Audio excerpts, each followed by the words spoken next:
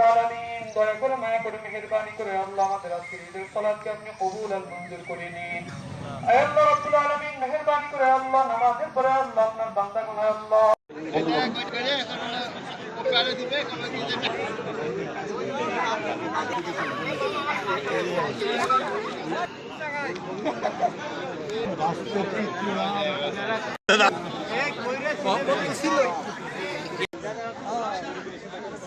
video করছো ওরা কয় ছবি তোলা নিষেধ তারপর বলছি আমরা আপনার ডাকছি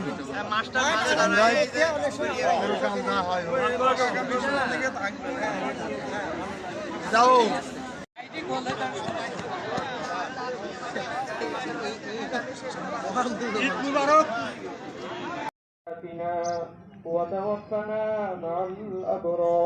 এখানে আমি আপনাদের জন্য একটু বক্তব্য দিতে চাচ্ছি